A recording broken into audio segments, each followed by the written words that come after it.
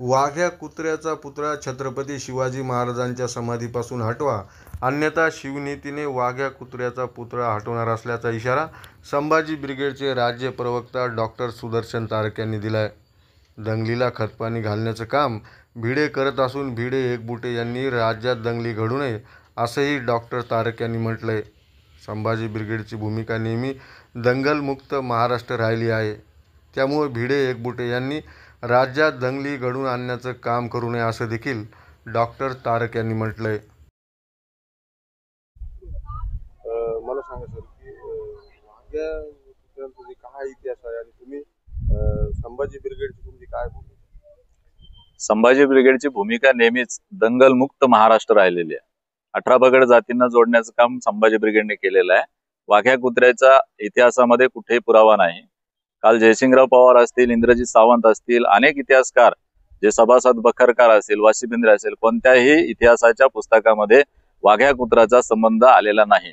त्यामुळे अनैतिक असणारा वाघ्या कुत्रा हा हटवलाच पाहिजे अशी भूमिका संभाजी ब्रिगेडची आहे. आणि संभाजी ब्रिगेड शिवनीतीनं म्हणजे शिवाजी महाराजांच्या गनिमी काव्याने तो वाघ्या कुत्र्याचा पुतळा आहे तो काढणारच आहे. त्याच्यामध्ये संभाजी भिडेंची भूमिकेशी तुम्ही सहमत?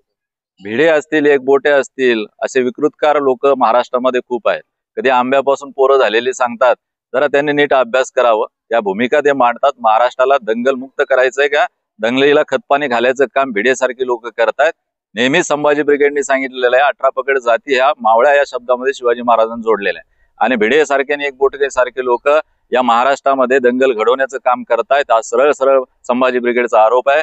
त्यामुळं इथून पुढं या लोकांनी बोलायच्या आधी इतिहासाचा अभ्यास करावा, नाही तर इतिहासकारांना जाऊन भेटावं, त्याचं काही स्क्रिप्ट घ्यावी, खरा इतिहास खोटा इतिहास तपासावा आणि मग त्यांनी बोलावं. उगाच महाराष्ट्रातल्या मराठा तरुणांना, बहुजन तरुणांना दंगलीमध्ये घडवण्याचं काम आणि बिघडवण्याचं काम त्यांनी करू नये, दंगलीत मारायचं काम त्यांनी करू नये. ही माझी सरळ सरळ संभाजी ब्रिगेडची भूमिका आहे.